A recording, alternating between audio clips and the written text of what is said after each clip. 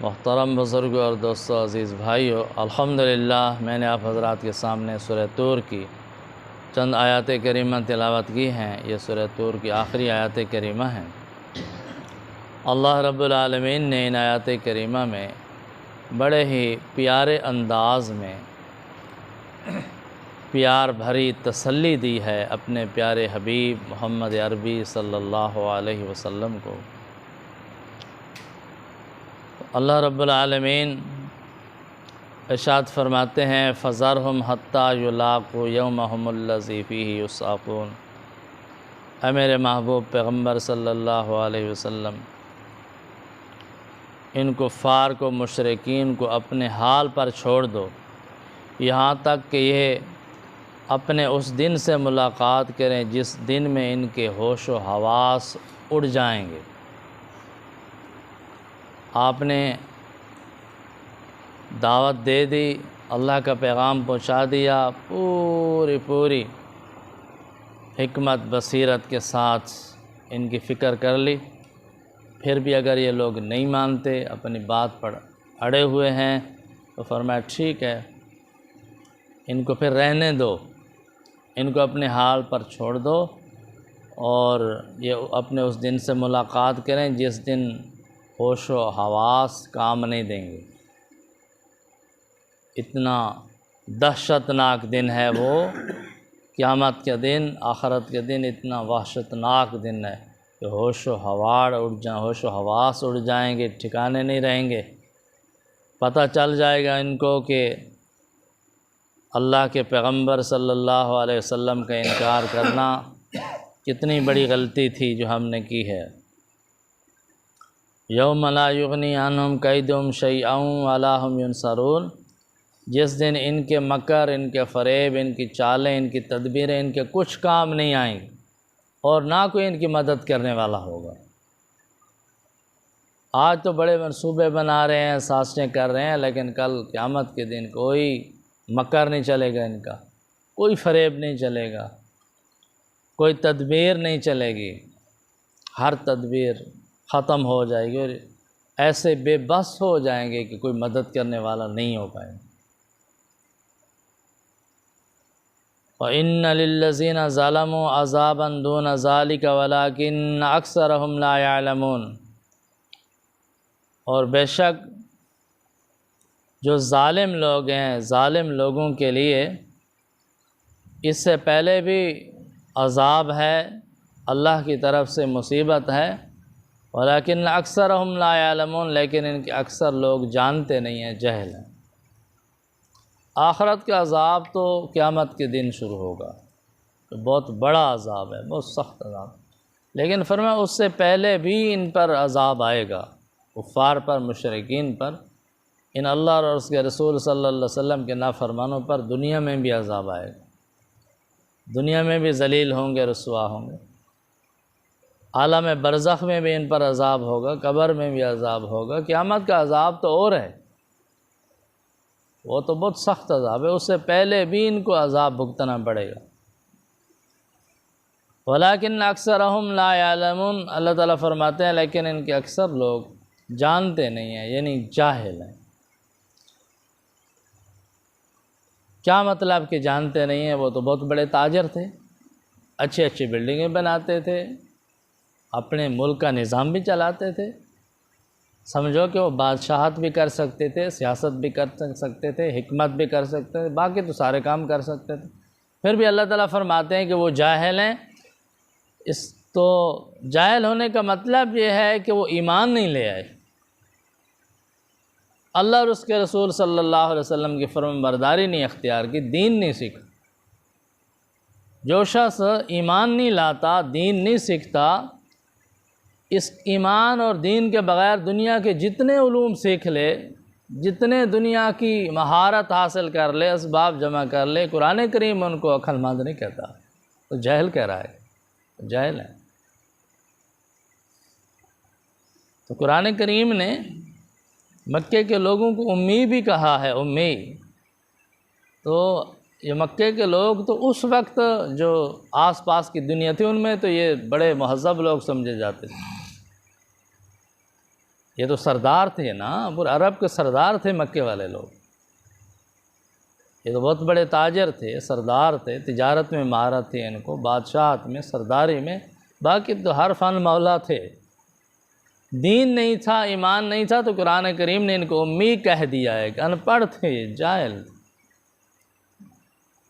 اب بھی اس مقام پر بھی قرآن کریم نے فرمایا وَلَٰكِنَّ أَكْثَرَهُمْ لَا يَعْلَمُونَ، اکثر یہ جاہل ہیں۔ کیوں؟ ایمان نہیں ہے، دین نہیں۔ ایمان کے بغیر، دین کے بغیر دنیا کے علوم کوئی حیثیت نہیں رکھتے۔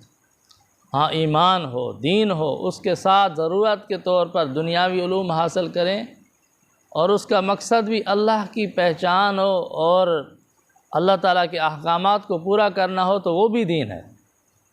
لیکن بغیر ایمان کے، بغیر دین کے، تو اللہ تعالیٰ فرماتا ہے کہ یہ جاہل ہیں۔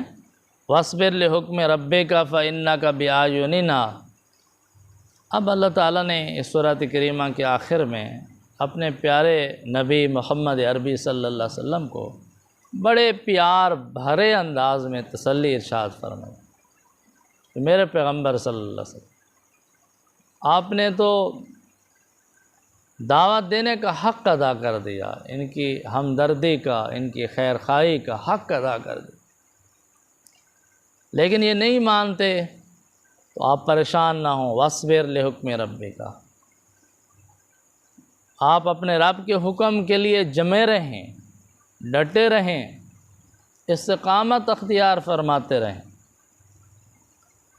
فَإِنَّكَ بِأَعْیُنِنَا، آپ ہماری نگاہ میں ہیں، ہماری نظر میں ہیں، آپ ہماری حفاظت میں ہیں، ہماری نگرانی میں۔ آپ اپنا کام کرتے رہیں، اپنے کام میں مشغول رہیں، آپ کی حفاظت کرنا ہمارے ذمہ ہے، آپ کی نگرانی کرنا ہمارے ذمہ ہے۔ دوسرے مقام پر اللہ تعالیٰ نے فرمایا وَاللَّهُ يَعْصِمُكَ مِنَ النَّاسِ، لوگوں سے حفاظت کرنے والا اللہ ہے، اللہ آپ کی حفاظت فرمائے گا لوگوں کے شر سے۔ تو یہ شریر لوگ تھے، انہوں نے پتہ نہیں کیا کیا منصوبے بنائے اللہ کے پیغمبر صلی اللہ علیہ وسلم کے خلاف، لیکن اللہ تعالیٰ نے اپنے پیغمبر کی حفاظت کر کے دکھائی۔ تو مفسرین حضرات فرماتے ہیں یہ جو حکم دیا جا رہا ہے کہ آپ دین پر ڈٹ جائیں، جمے رہیں، اللہ کے رسول صلی اللہ علیہ وسلم تو تھے ہی حق پر۔ اس کا مطلب یہ ہے کہ دراصل یہ نبی کریم صلی اللہ علیہ وسلم کے واسطے سے امت کو حکم دیا جا رہا ہے کہ آپ احکامات الہی پر ڈٹ جائیں، دین پر ڈٹ جائیں، اس کے خلاف کسی بات کو قبول نہ کریں، دین کے حکم پر ڈٹ جائیں، اللہ کے حکم پر ڈٹ جائیں، قرآن کے حکم پر ڈٹ جائیں۔ آپ جو کچھ ہوتا ہے ہو جائے، تم ڈٹ جاؤ، جمے رہو، استقامت دکھاؤ دین پر۔ تو فرمایا کہ جب آپ استقامت دکھائیں گے تو اللہ کی حفاظت کا، مدد کا وعدہ ہے اللہ تعالیٰ کا، کہ پھر آپ ہماری نظر میں ہیں، ہماری حفاظت میں، نگرانی۔ اور دنیا میں تاریخ اسلام گواہ ہے کہ جب بھی مسلمان حق پر ڈٹ گیا ہے تو دنیا نے دیکھا ہے کہ اللہ تعالیٰ نے مسلمانوں کی مدد کیسے فرمائی، کیسے کامیاب کر کے دکھا ہے۔ شرط تو یہ ہے کہ مومن ڈٹ جائے اللہ کے حکم پر، دین پر ڈٹ جائے، استقامت دکھائے۔ فرمایا آپ دو کام کریں، ایک تو استقامت دکھائیں، دوسرا وَسَبِّحْ بِحَمْدِ رَبِّكَ حِینَ تَقُومُ، اپنے پروردگار کی حمد کے ساتھ تسبیح بیان کریں، تسبیح بیان کریں، چھوڑ دیں ان کی فکر جو کچھ کرنا چاہتے ہیں کرنے دو، تم اللہ کی تسبیح بیان کرو، اللہ کی حمد بیان کرو، اللہ تعالیٰ تمہاری حفاظت فرمائے گا۔ تمام مصیبتوں سے نجات کا ذریعہ اللہ کی حمد و تسبیح ہے۔ وَسَبِّحْ بِحَمْدِ رَبِّكَ حِینَ تَقُومُ، اور اپنے پروردگار کی حمد کے ساتھ تسبیح کرتے رہو، حِینَ تَقُومُ، جب اٹھو۔ جب اٹھو کا مطلب کیا ہے؟ ایک مطلب تو یہ ہے، مفسرین حضرات نے فرمایا کہ جب نیند سے اٹھیں تو فرمایا اللہ کی تسبیح بیان۔ جب بھی دن کو، رات کو آپ آرام کر رہے ہوں، نیند فرما رہے ہیں، نیند سے بیدار ہوں، اٹھوں تو سب سے پہلے اللہ تعالیٰ کی تسبیح بیان، اللہ کی حمد بیان۔ تو ایک حدیث پاک میں آتا ہے کہ جب بھی کوئی مومن بندہ رات کو کسی وقت اٹھتا ہے اور اس وقت یہ دعا پڑھتا ہے، کلمات پڑھتا ہے، لا الہ الا اللہ وحدہ لا شریک لہ لہ الملک وہو علی کل شیء قدیر، لہ الملک ولہ الحمد وہو علی کل شیء قدیر، سبحان اللہ والحمد للہ ولا الہ الا اللہ واللہ اکبر ولا حول ولا قوت، یہ کلمات پڑھ کر جو دعا مانگتا ہے اس کی دعا قبول ہوتی ہے۔ حکم ہے اللہ تعالیٰ، جب سو کر اٹھو تو فوراً اللہ کی تسبیح بیان کرو، اللہ کی حمد کے ساتھ تسبیح کرو، اور اس کے بعد جو دعا مانگو گے تمہاری دعا قبول۔ فرمایا اس کے بعد یہ تسبیح پڑھنے کے بعد آپ نماز پڑھیں گے تو آپ کی نماز بھی قبول ہوگی، جو نیک عمل کریں گے قبول ہوگی۔ اور ایک دوسرا مفہوم یہ لیا ہے مفسرین حضرات نے کہ جب آپ مجلس سے اٹھیں، مجلس لگی ہوئی ہو، جب آپ مجلس سے اٹھیں تو مجلس کے اختتام پر اللہ کی تسبیح بیان کریں، سبحانک اللہم و بحمدک لا الہ الا انت استغفرک و اتوب الیک۔ نبی کریم صلی اللہ علیہ وسلم نے ارشاد فرمایا کہ جب آپ مجلس کر رہے ہوں تو مجلس کے اختتام پر مجلس سے اٹھنے لگیں تو یہ دعا پڑھیں۔ جب آپ یہ دعا پڑھ لیں گے تو اگر مجلس میں آپ سے کوئی کمی بیشی ہو گئی ہے، کوئی زبان سے غلط بات نکل گئی ہے، تو یہ تسبیحات پڑھنے سے اللہ تعالیٰ اس کو کفارہ بنا دیں، آپ کے گناہ معاف ہو جائیں گے۔ مجلس کا کفارہ ہیں یہ کلمات۔ تو اس لیے یہ بھی مراد ہو سکتا ہے کہ جب مجلس سے اٹھیں تو پھر بھی اللہ کی تسبیح بیان کریں۔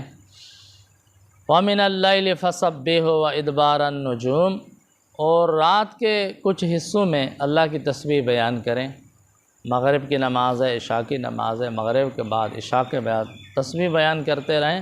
وَإِدْبَارَ النُّجُومِ، اور جب ستارے ڈوب رہے ہوں، یعنی فجر کے وقت جب ستارے ڈوب جائیں، ان کی روشنی مدھم پڑ جائے، ختم ہو جائے، اس وقت تو فرمایا پھر بھی آپ اللہ کی تسبیح بیان کریں، فجر کی نماز پڑھیں اور نماز کے بعد بھی تسبیحات پڑھیں، تسبیح بیان۔